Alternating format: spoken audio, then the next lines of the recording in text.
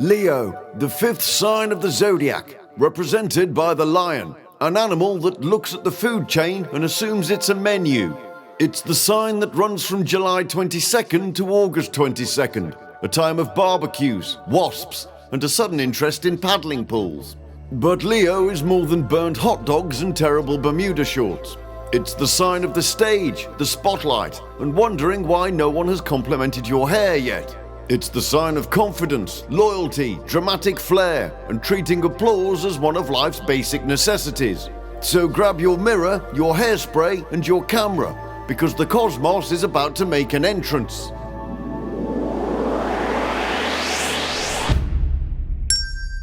Welcome back to Kippy's Quest, and today we have reached a very special moment because Leo is the final sign of our Zodiac series before we move on to the planets. Not because Leo comes last, obviously, it absolutely does not. Leo would never allow such a thing, but because in true Kippy's Quest fashion, we started with Virgo and then worked our way round from there.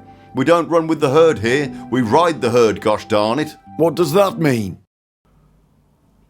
Anyway, what better sign to bring this ridiculous celestial parade to a close than Leo, the lion, the performer, the royal fire sign, and the solar show-off. This is the sign of the king and the magnificent beast who believes the spotlight is not so much earned as cosmically pre-installed. It's fixed fire ruled by the sun, the part of the zodiac where the wild spark of fire settles into a steady blaze.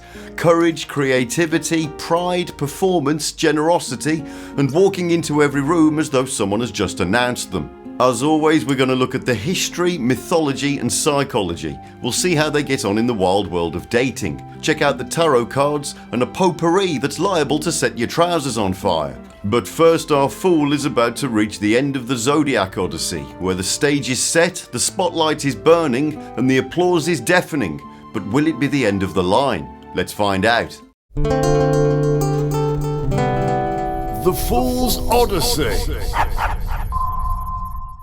The Fool is coming to the end of his journey on the Cosmic Constellation Express. Now approaching Leo. Please brace yourselves for unnecessary levels of confidence. As the Fool steps off the train, he finds himself being led onto a stage in a huge stadium.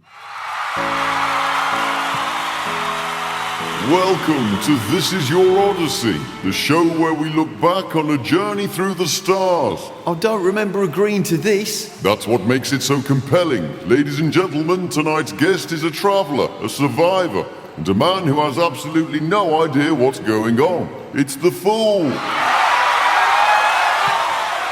And I'm your faithful host with the most, the pride of the Zodiac, the sultan of the spotlight, the undisputed centre of attention.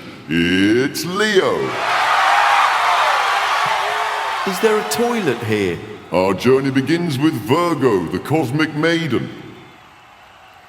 Attention to detail builds character. Also, you've spelt your own name wrong. I can never remember if it's 1-0 or 2. Well, you've written foul. Are you a chicken? I was just trying to get to a vegetable competition. Next came Libra with those scales of justice in hand. This is an outrage. That policeman just attacked me with sandpaper. I was just trying to rough him up a bit, Your Honour. Order! Order! Big Mac and fries, please. Apparently I was guilty and innocent at the same time.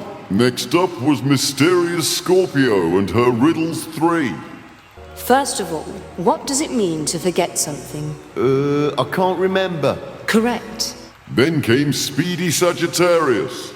What the hell's going on? Welcome aboard. No explanations, just velocity. We're going really fast. Fear not, I know this station like the back of my hindquarters. Next you climbed a mountain with Capricorn. Oh, wow, this is amazing. I can't explain this feeling. It's called accomplishment. So what was the point? The climb was the point. Showing up and putting the work in even when you don't want to. I did feel pretty accomplished. Then you met the Zodiac's revolutionary, Aquarius. All zodiac signs are equal. No more favourites. End elemental bias.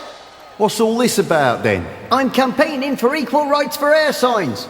Next you got your trousers wet with Pisces. My darling, you've come back to me. come back? I've never been here in my life. Not in this lifetime. Hold still. What are you doing? I'm tying a ribbon around us so we don't lose each other again. Again? I'm really confused. I'm still drying out. Then you run an assault course with Ares. What's next then? The hoops of fire. Why are they on fire? If it isn't dangerous, it isn't worth doing.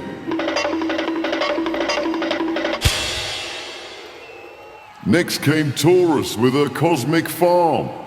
Oh wow, get a load of this. I've never seen so many vegetables. Careful now, don't get too excited. You'll frighten the carrots. Sorry, I just love root vegetables. Well, I can see that. That was my favourite one.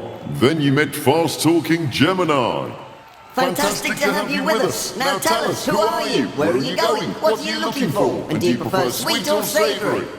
Interesting. We'll come back to that, or maybe we won't. I couldn't get a word in edgeways. Next up, you met Caring Cancer. Have you been getting enough rest? Have you been talking about your feelings? When was the last time anyone made you a proper meal? I'm just trying to get home. Exactly. Homesickness. I thought so. She was really nice to me. Yes, very touching, but let's not lose touch with the real triumph here. What's that then? Why, meeting me, of course. You made it through fire, mud, confusion, emotional intervention, all the way to me. I was just trying to get home. And instead, you found the main event. Leo is the sign of the sun, the heart of the Zodiac, the place where everything shines, everything expresses, everything becomes itself. Lucky me. All those trials, they weren't just random chaos. They felt pretty random. They were shaping you, giving you something worth showing. Because what's the point of a story if no one's there to see it? And now you stand here at the center, ready for your final moment. Does that mean you're going to stamp my ticket? But of course, hand it over, my friend. I can't believe it. Finally, I've got a full ticket. You certainly have. And can I just say what a wonderful climax this has been to Act 1. Thank you. Hang on. What do you mean, Act 1? Act 1, the opening, the introduction, the bit where the audience decides whether they like you or not. I thought that was the whole journey. Oh, no. That was just the first half. So, I'm not going home? My dear fool, you've only just stepped into the spotlight. The Zodiac shows you who you are, but the planets, that's where things start happening to you. Oh, for crying out loud. The show must go on. With his ticket complete and his expectations thoroughly misplaced, the fool leaves the stage and wanders back to the station, painfully aware that he has not reached the end at all, but merely the interval. To be continued.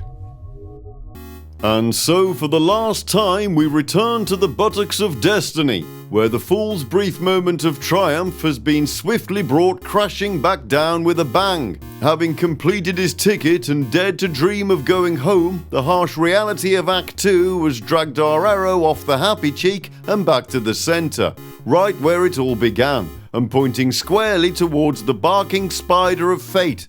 But I hear you ask, who do these buttocks belong to? Well, why don't we find out? Jethro, what the hell are you doing here? What? A man's got to have a hobby. With the mystery of the buttocks of destiny finally revealed, the fool finds himself no closer to home, but considerably closer to Jethro. Will the planets guide him back to Earth, or send him into a cosmic catastrophe? Find out next time on The Fool's Odyssey Part 2. The history of Leo.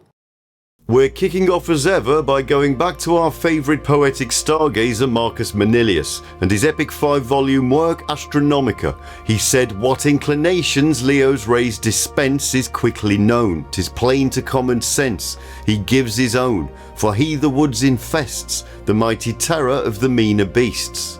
In other words, Leo does what Leo does best. It arrives, it dominates the space, and then it waits for someone to start clapping.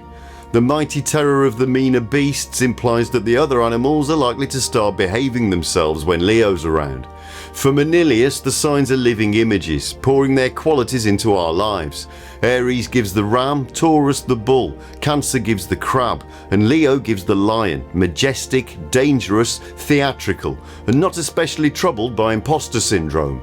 Zipping forward 100 years and we find Claudius Ptolemy, the astrological geography enthusiast. It seems Italy is the destination for this sign.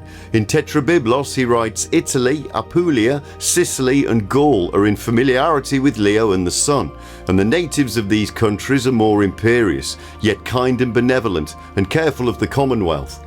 So there's our Leo formula, imperious but benevolent, regal but warm, commanding but not necessarily cruel. Basically the sort of person who will take charge of the village fete, organise everything beautifully, raise money for charity, and then insist that the commemorative plaque includes their full title. Time now to move on to Leo's divine supporting cast. In 3 books of occult philosophy, Heinrich Cornelius Agrippa names Verkiel as the lion's ruling angel. His name means benediction of God, and apparently his job is to deliver us mortals from tribulations. I could certainly do with some of that energy right now. According to Czech occultist Franz Barden, Verkiel controls all life in all spheres on all planets, including our Earth, whether it concerns the life in the plant, animal or human kingdoms, or whether it concerns the human being in his physical, astral or mental body. So quite the busy bee by the sound of it. Just pop that on the to-do list next to pick up milk. And of course, if Leo has an angel, that means there's got to be a demon knocking around too. If we head into the infernal dressing room, we find the demon king Saratiel, whose name means cutting of God. And regrettably, that is where the trail goes a bit quiet. You would expect more from a demon king. I'm not saying we need a full LinkedIn profile with a headshot, but it would be nice to know what he's up to. However, cutting of God does suggest division and the sharp edge of the divine force. In the shadow of Leo, that gives us an image of the royal blade, the cutting word, the proud ego that separates itself from others, the monarch who forgets that leadership is supposed to serve something beyond itself. So while Verkiel gives us blessing, vitality and deliverance from tribulation, Saratiel gives us the sharper side of Leo, pride, domination and the terrible danger of believing your own press release. The mythology of Leo. Now this particular zodiac sign has been around for a long time. We've got archaeological evidence of a lion in the sky going all the way back to 4000 BC, when Monty was still in his 40s. You cheeky little scamp. The Babylonians knew this constellation as Ur-Gu-La, the Great Lion, and it was considered to be rather noble. Regulus, the brightest star in Leo, was known as the King Star, so even when we go back through the mists of time, we still find Leo strutting about like it owns the place. This image continued into Egypt too, where we see an unmistakable image of the lion on the Dendera zodiac. No goatfishes or confusion between crabs and beetles here, which just goes to show, even on a 2000-year-old Egyptian bas-relief, Leo still manages to be the least ambiguous thing in the room. But once again it was the Greeks who put Leo on the stage and turned him into a main character. In Greek mythology, Leo is usually identified with the Nemean lion, the monstrous beast defeated by Heracles as the first of his famous 12 labours. And this was not your average lion, certainly not the kind you see lounging around on a nature documentary looking majestic while David Attenborough whispers politely from behind a bush. The Nemean lion had an impenetrable hide, meaning ordinary weapons were completely useless against it. The story goes that the lion had been terrorising the region of Nemea, making life extremely difficult for everyone who enjoyed not being eaten. Heracles tracked the lion to its cave, discovered that stabbing it was very much not going to be the answer, and eventually defeated it with brute strength, wrestling the creature and strangling it with his bare hands. Which is a strong opener. Most people start a new job with a staff handbook and an awkward meeting with HR. Heracles started by grappling an invincible lion in a cave. Afterwards, Heracles used one of the lion's own claws to cut through its hide, because apparently, even dead, the lion was still refusing to cooperate. He then turned this into a rather fetching lion skin cloak, proving that with enough courage, determination and upper body strength, even a deadly cosmic monster can become this season's bold new look. The psychology of Leo. Heading over to our favourite cosmic mind monger Carl Jung, who appears to have taken a page out of Manilius's book for this quote. He said, "After the first inkling of solstice, it dawns on man that the sun will really be going, just when all is most glowing." Dusting off his poetic abilities there, it's a little known fact about Carl Jung that mother could bust rhymes when he wanted to. In any case, he's obviously referring to the period after the summer solstice, when the days start growing shorter. In other words, Leo is the roar of high summer, the glorious blaze just as the sun begins its journey toward autumn. Anyway, he moves on from spitting rhymes and bullets for his next quote. He says, "No wonder you have such a temperament or such a royal gesture, because your sun is in the beginning of Leo, when the sun looked at you out of its own house at the moment of your nativity. Naturally, you were made into a little lion." Which is adorable, really. A little lion, not yet the full beast roaring from the rocks or terrorising the meaner beasts of Manilius, just a small dramatic kitten with an excellent sense of its own importance. Leo is the sun's own house, so when the sun is in Leo at the moment of birth, the solar principle is strong.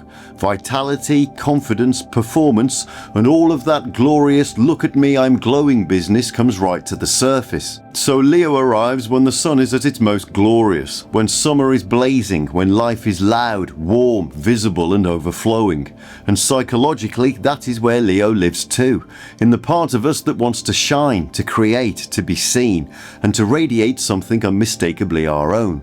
But there's a shadow tucked inside that brightness, because the moment of greatest light also comes after the solstice, when the year has already begun its slow turn towards darkness. So Leo's confidence can sometimes carry a little hidden anxiety. If I stop shining, will anyone still see me?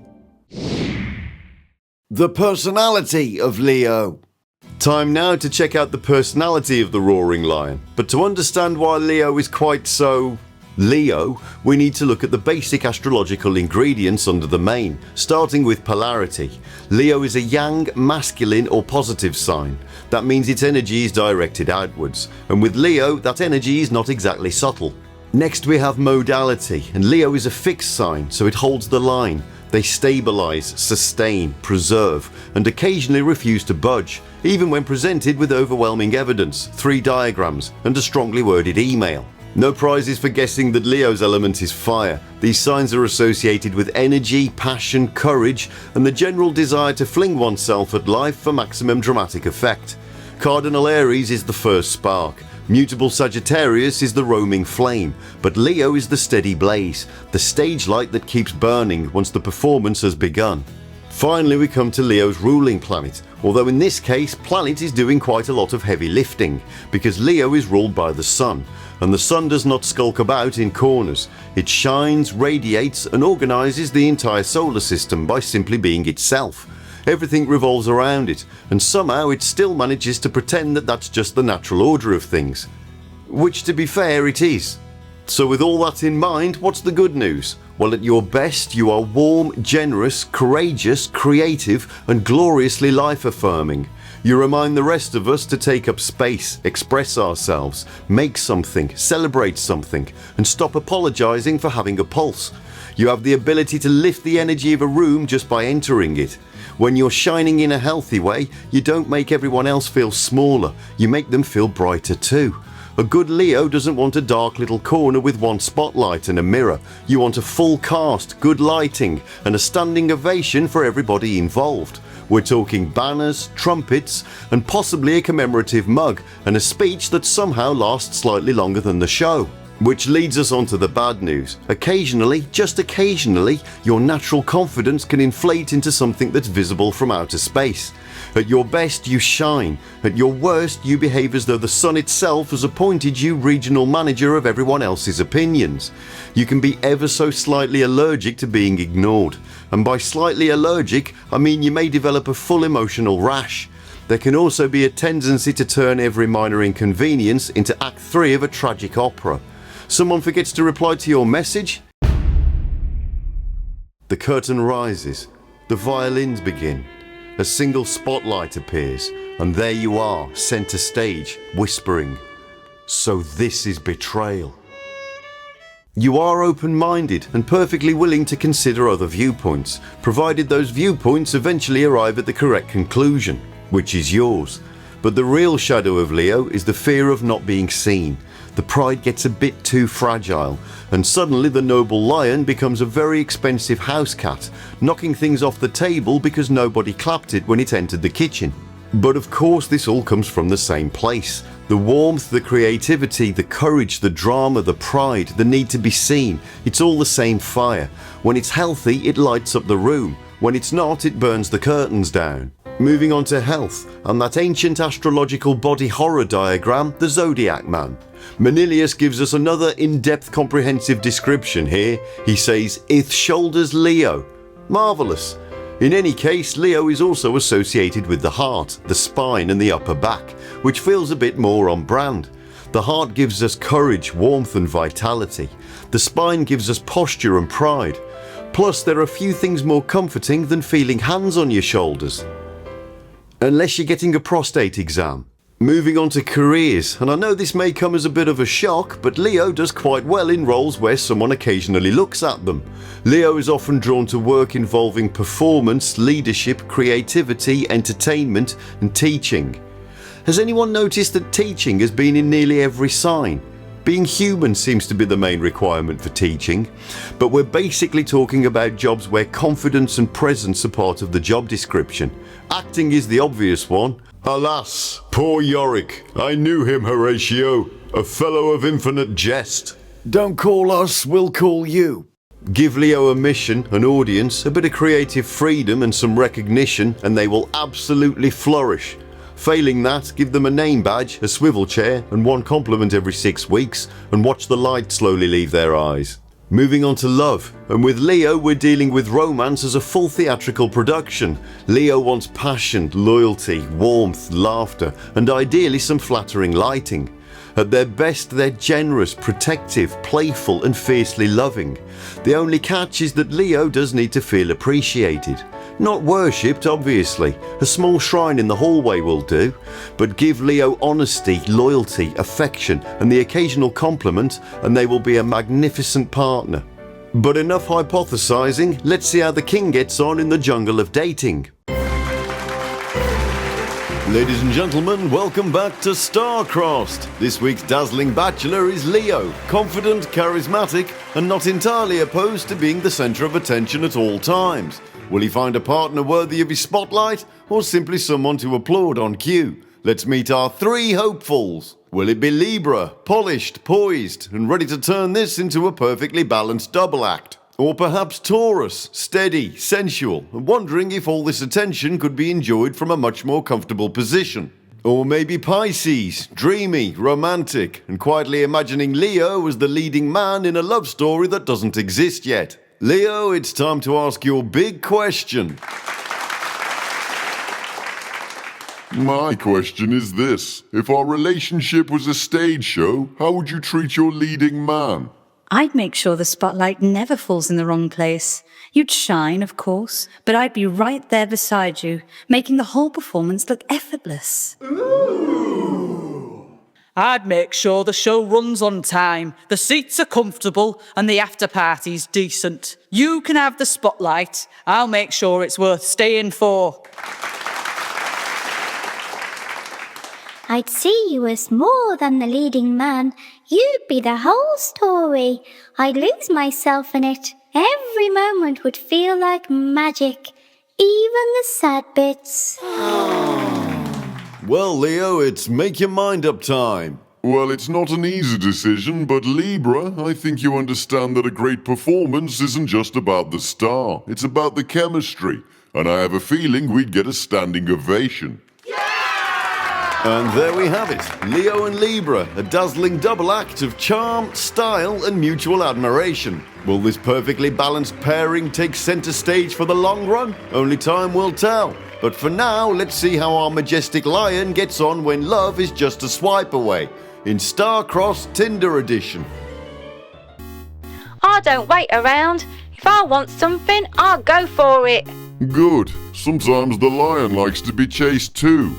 I can see straight through people. Yes, well, I prefer to be seen on stage.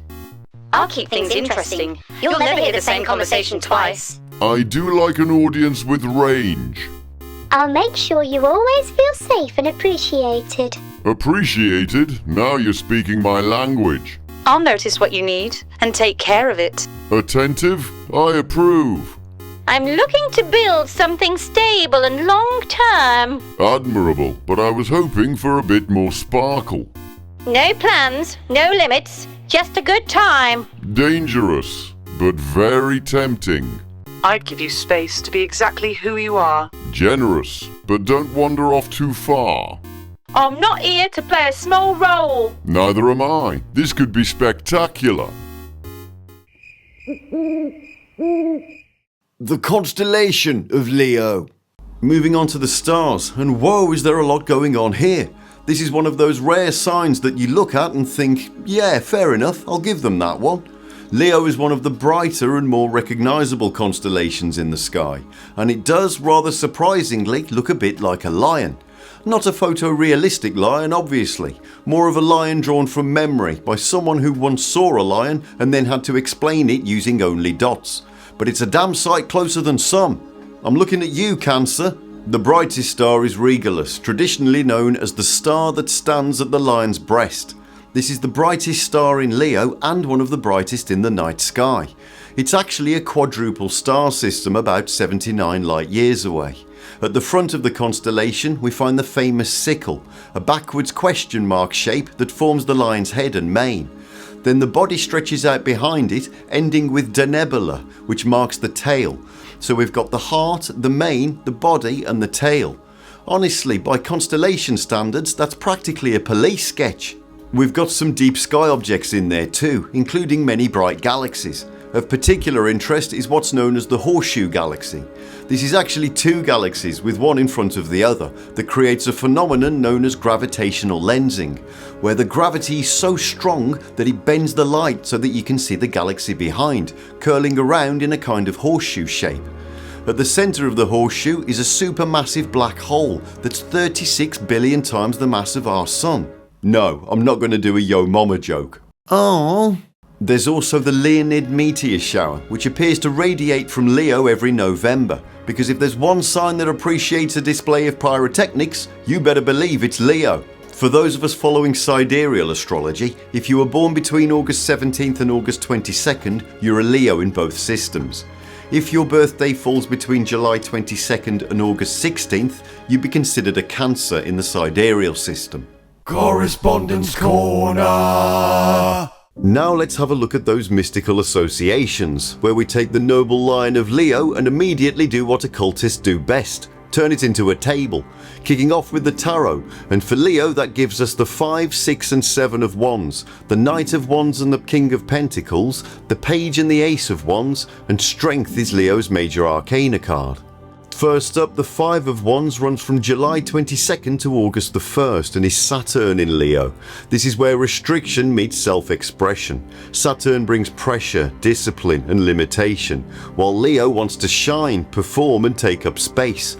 So the result is competition, creative tension and the struggle to prove yourself. Next we have the 6 of Wands, which runs from August the 2nd to August the 11th and is Jupiter in Leo. This is where expansion meets confidence. Jupiter brings growth, success and good fortune, while Leo brings courage, visibility and flair. So the result is victory, recognition and that glorious moment where the crowd finally notices that you've been magnificent all along. Then we have the 7 of Wands, which runs from August the 12th to August the 22nd and is Mars in Leo. This is where conflict meets pride. Mars brings aggression, courage and the will to fight, while Leo brings bravery, dignity and the need to stand tall. So the result is defending your position, holding your ground and refusing to be shoved off the stage. Then we have the Knight of Wands, who rules from 20 degrees Cancer to 20 degrees Leo. This is fiery fire, the suit of wands at full gallop. The Knight brings speed, passion and enthusiasm. In Leo, that fire becomes heroic, dramatic and impossible to ignore. It's the energy of charging into life with confidence, creativity and possibly too much cape. Next we have the King of Pentacles, who rules from 20 degrees Leo to 20 degrees Virgo. This is where fire begins to settle into earth. Leo brings confidence, generosity and leadership, while Virgo brings craft, care and practical skill. So the result is the ruler who not only wants to shine, but also build something lasting, useful and well made. The Ace and the Page of Wands rule the Cancer, Leo, Virgo quadrant of the Zodiac.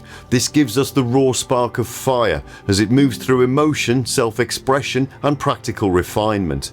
The Ace is the pure beginning of inspiration, while the Page is the curious messenger of that fire, ready to explore, experiment and probably set one small curtain alight in the process. And finally, Leo is connected to the Strength card, which makes perfect sense because this card shows a woman calmly handling a lion, though not through violence but through courage, patience and inner mastery. So this is Leo at its best. Power with heart, confidence and compassion, and the ability to tame the beast without becoming one. Moving on to the Kabbalistic tree of life, Leo sits on the 19th path, which goes straight across from Hesed to Geburah. Hesed is mercy, expansion, generosity and benevolent rulership, while Geburah is severity, strength, discipline and the cutting edge of power. So once again we're right in Leo territory, the ruler who must balance warmth and strength and generosity with authority, heart and backbone. The Hebrew letter for this path is Tet, which means serpent, and that might seem a little odd at first because we've gone from a lion to a snake, but symbolically it works perfectly. The serpent is life force, instinct, power, danger and transformation. It's the raw energy coiled inside the body waiting to be mastered, which brings us straight back to the Strength card. Not destroying the beast or running away from it, but learning how to handle it without losing your hand. L'Homme Diket says human beings are vertebrates and our spines are home to unimaginable energy and power. We are snakes with arms and legs, and this serpent energy is the key to our divine birthright. Moving on to gemstones, and yes, that means it's time once again to mention our friends at Otter Spirit, makers of rather lovely gemstone jewellery. You can use Kippy20 for 20% off any order, or Kippy30 for 30% off orders over $100, which is perfect if you'd like to support the channel, treat yourself, and wander through life looking like you've got a small treasury attached to your wrist. First up we've got Sunstone for confidence, which is so Leo that it might as well arrive with theme music and a small lighting rig. Sunstone is associated with vitality, optimism and personal power, so it's a lovely fit for a sign ruled by the sun. Next we've got Tiger Eye for strength, which is one of my personal favourites. It's often linked with courage, focus and steady confidence, making it ideal for Leo when the roaring needs to be backed up by actual backbone, rather than just excellent hair. Then there's Pyrite for prosperity, also known as Fool's Gold, which feels appropriate because Leo does enjoy a bit of shine. Pyrite is associated with abundance, confidence and success, making it a good stone for anyone looking to attract prosperity, while looking like they also own 3 small kingdoms. And we've also got multi-Amazonite for healing. Amazonite is often connected with calm, balance and soothing emotional energy, which is useful for Leo because the mighty lion occasionally needs to stop performing, lie down, and admit that perhaps the standing ovation can wait until after lunch. Now for the herbs, and for this week's outing we're bringing back our favourite manufacturer of potpourris, Patchouli Peat. Ah, Leo, now this is what I'm talking about. Fire, confidence, raw soul and magnificence. For you, my friend, we are crafting a potpourri that doesn't just sit quietly in the corner. First, cane, pure fire, sprinkle that in and suddenly everything wakes up. Aura activated, enemies nervous. Next, turmeric, golden, radiant, practically bottled sunlight. This is what gives the whole mix that regal glow. You don't walk into a room with this, you arrive. Now hawthorn, herb of the heart, keeps all that fiery Leo energy from turning into an absolute menace. Just the right amount of warmth, without setting fire to your relationships. While ginger goes in next, bit of a kick to it, gets the blood moving, gets the spirit dancing. You'll be halfway through a dramatic speech before you even know what it's about. And finally, alfalfa. Good solid nourishment, grounds the whole thing so you don't float off into pure ego and start applauding yourself in the mirror. Now we seal it, shake it, and release it into the air. Boom! The scent of Leo. Bold, blazing, impossible to ignore. Use responsibly, or don't. Leo never does. Just a quick reminder that channel memberships are now open if you fancy going a bit deeper with some extra videos. A huge thank you to everyone who's already joined. Your support helps keep the fool wandering through increasingly expensive animated nonsense.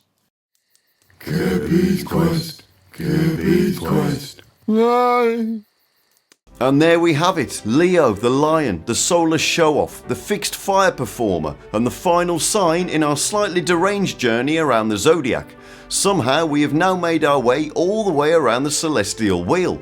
We've met rams, bulls, twins, crabs, lions, scorpions, goats, fish, archers, water bearers, and whatever Libra is doing with those scales. And through it all, the fool has learnt absolutely nothing, but somehow become slightly wiser anyway. So as the curtain falls on the Zodiac series, I just want to say a huge thank you for coming on this journey with me. Whether you've been here since Virgo or joined somewhere along the way, I really do appreciate every watch, like, comment, share and baffled facial expression. But fear not, because we're not leaving astrology behind just yet. Next up we'll be moving on to the planets, the Sun, the Moon, Mercury and the rest of the celestial troublemakers who've been pulling the strings behind the scenes all along. So if you enjoyed this ridiculous bowl of celestial soup, please stick around for the next stage of the journey. I'm going to leave you with this quote from Patrick Swayze, who once said, "You know I am a Leo, the lion is a giant part of me." Thank you for joining us on this prowl through Leo. May your heart be brave, your mane be glorious, and your entrance receive exactly the level of applause you were hoping for. We hope to see you on our journey through the planets. Until next time.